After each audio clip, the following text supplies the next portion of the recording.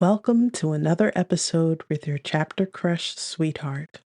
This is Everblue Presents More Than Enough, a chapter crush sweetheart series.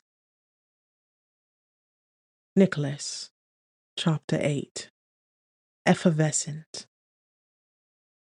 Instead of answering, I frown at the shallow pond, all the while noting the heart palpitations her question has given me.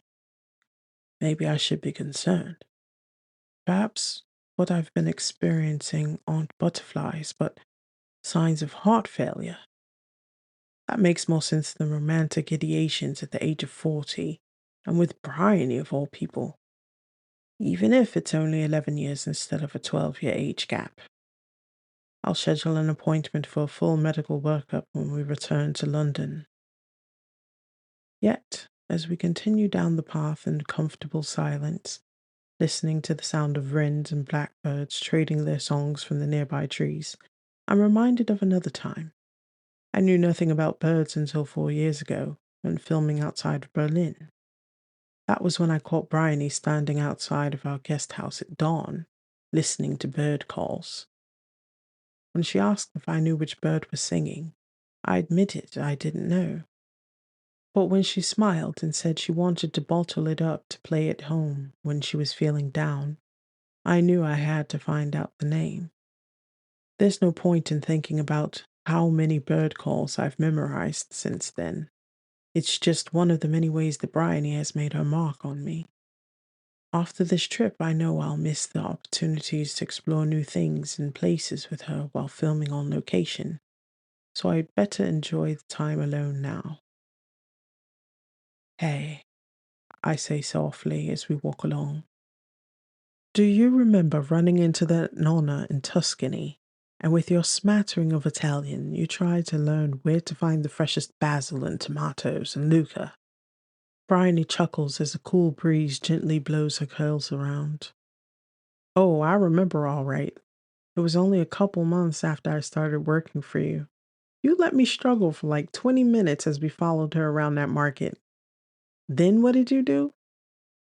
I asked her in perfectly fluent Italian, she interjects, if she wanted to make our year by telling us the secret of Tuscany's tomatoes and produce, since it may be our last time in Italy together. I grin, remembering how Bryony's face went from confusion to indignation, much as it's doing now. Albeit, at least now it's softened with a smile of fond remembrance. Exactly, she smirks.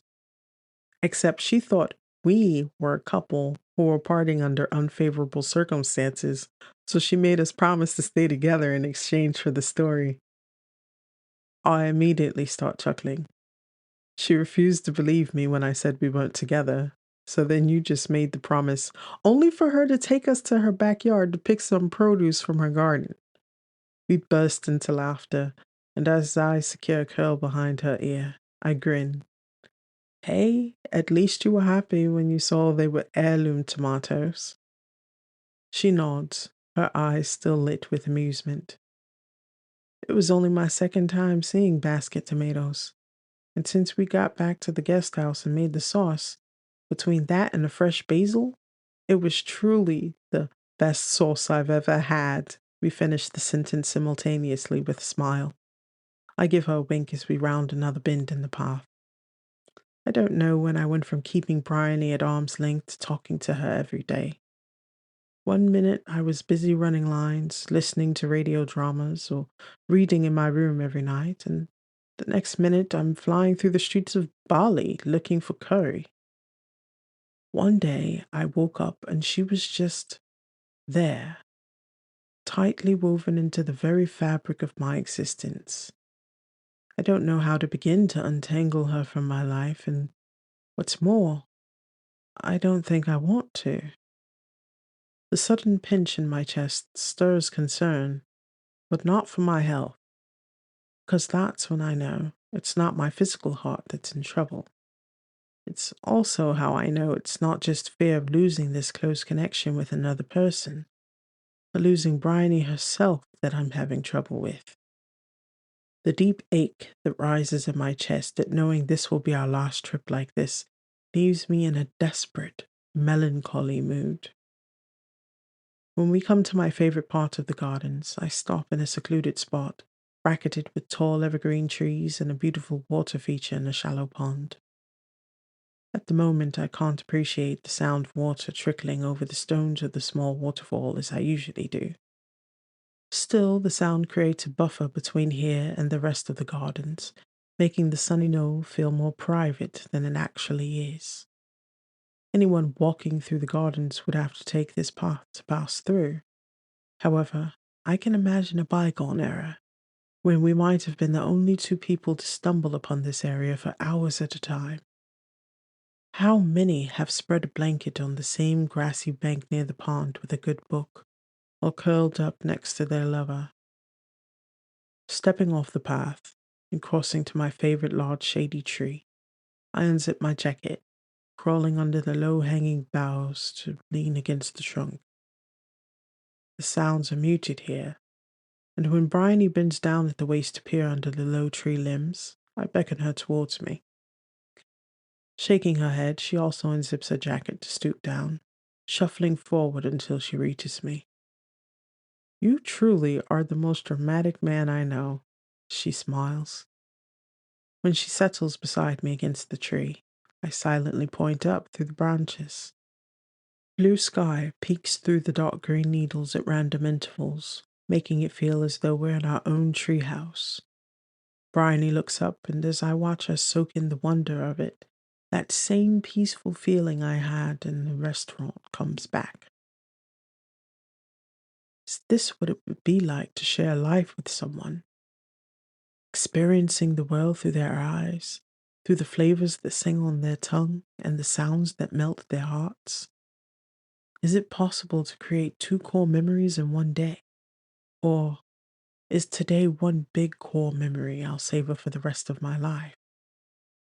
The notion is shocking, and I'm barely breathing as the idea takes root. Is this what people are seeking when they go on date after date with the wrong person? I take in the sparkle in Bryony's eyes, the curve of her lips as she begins to smile, the excitement that she seems to hum with, even when she's silent. And instantly, the story where the princess kisses 100 frogs just to find a prince makes all the sense in the world. Because the prince, or in this case, princess, is not only real, but very much worth the search. Bryony quietly chuckles as she lowers her warm gaze to mine. "I can imagine you here as a little boy with Evie, hiding from your parents." I smile faintly, my mind still whirling from the effects of my epiphany. "Maybe not such a young boy. I was 12 when Evie was born, so I was mostly hiding from her. She really loved talking, even as a toddler. It's so funny that she complains how much Parker talks when she was the same way at the age of 4. Bryony looks up at me, curiosity in her eyes. "Did you change her diapers?" "Course." "Feed her?" "Yes, why wouldn't I?" I frown, wondering what her point is.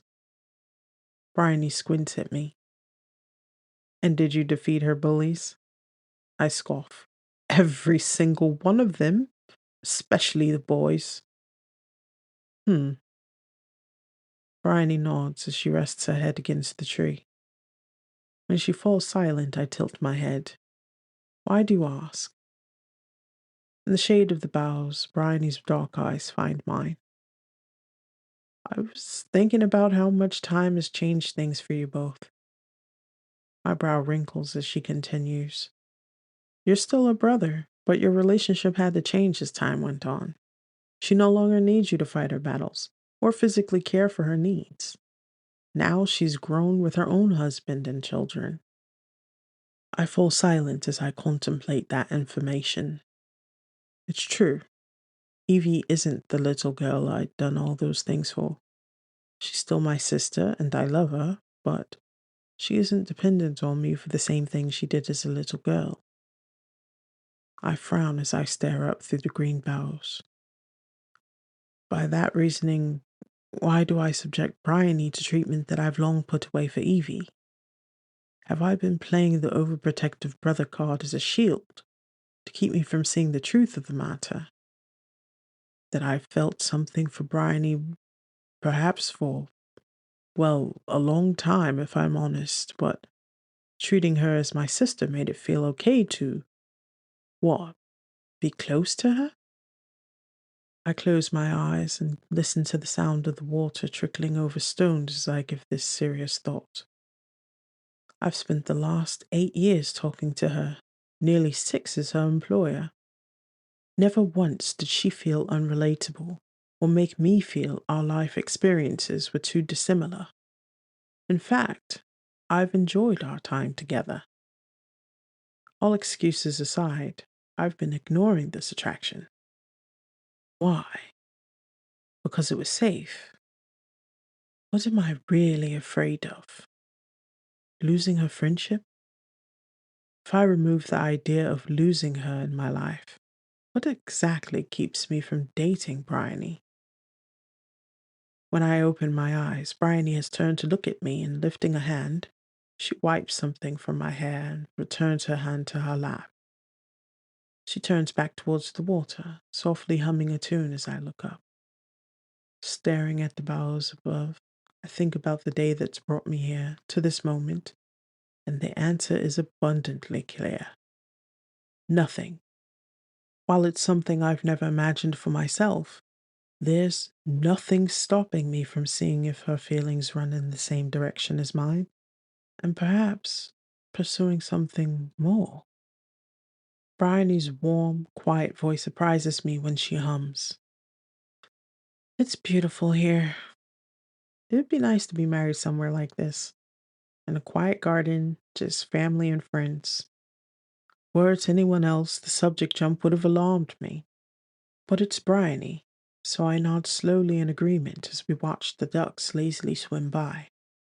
Do you think about your wedding day often? I ask curiously. Not usually. She clears her throat and goes quiet. I can feel there's something being left unsaid, and curiosity gets the best of me. What colors would you choose? Bryony shrugs. I don't know. Doesn't that depend on the season? Although, if I'm being honest, I'm partial to the idea of navy blue and magenta. She pauses, thoughtfully chewing on her lower lip. Maybe I'd have to go with wine instead of magenta, though. I think that would work out better with Evie's hair.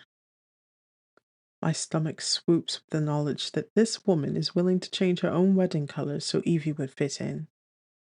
Somehow, it's right. It's just what Bryony would do.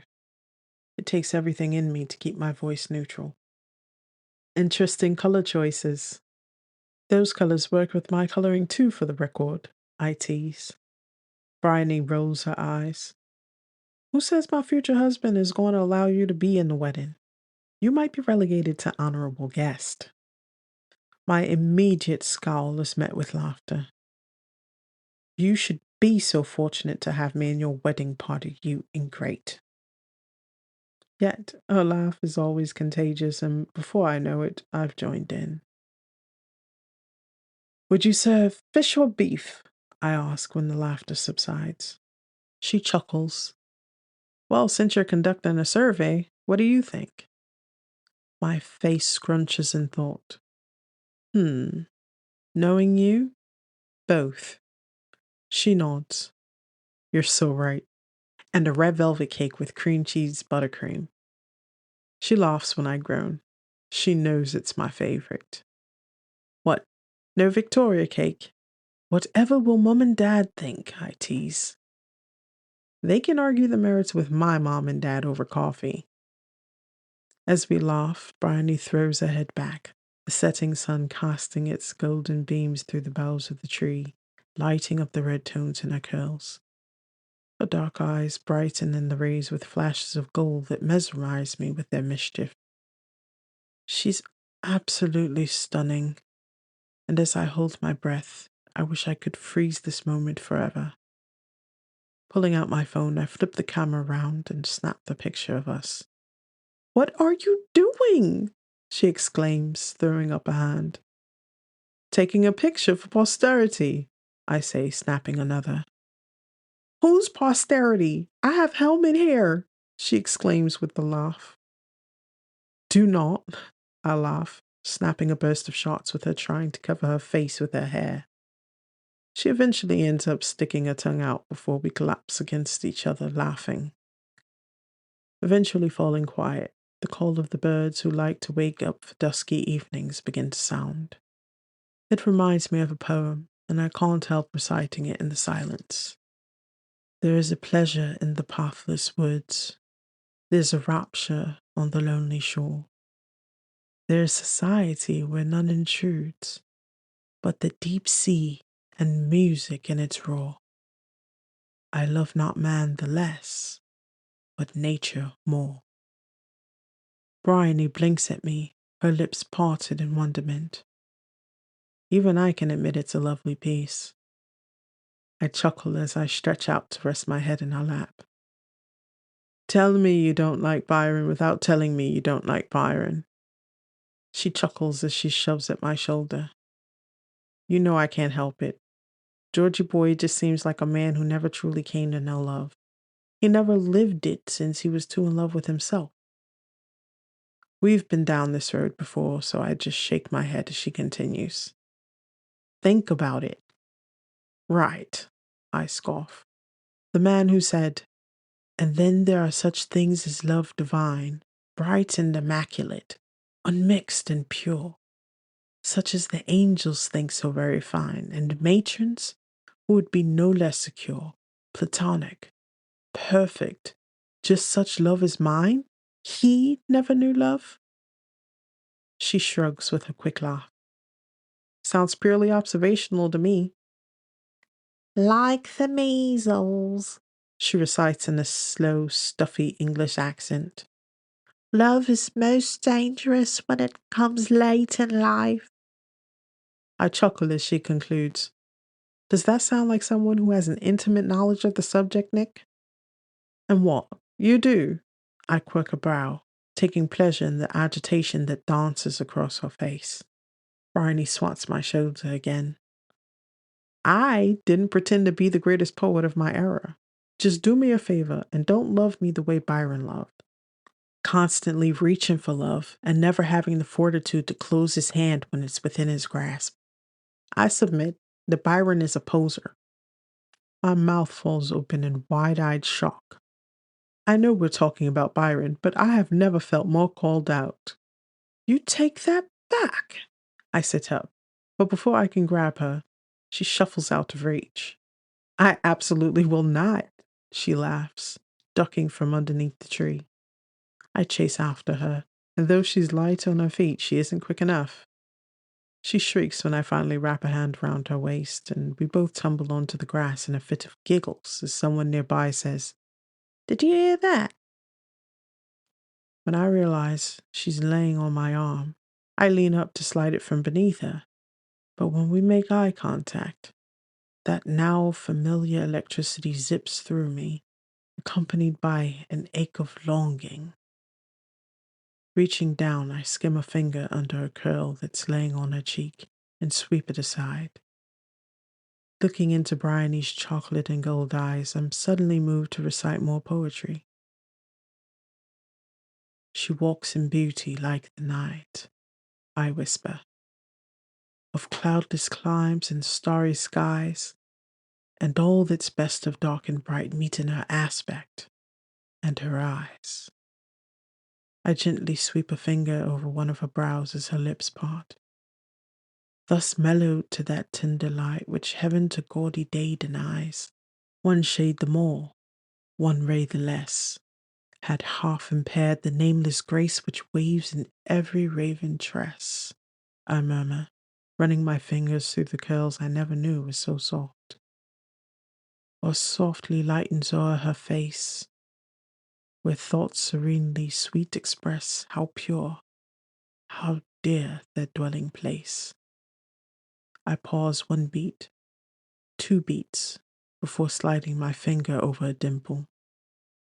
And on that cheek, and o'er that brow, so soft, so calm, yet eloquent, the smiles that win, the tints that glow, but tell of day and goodness spent, mind at peace with all below, a heart whose love is innocent.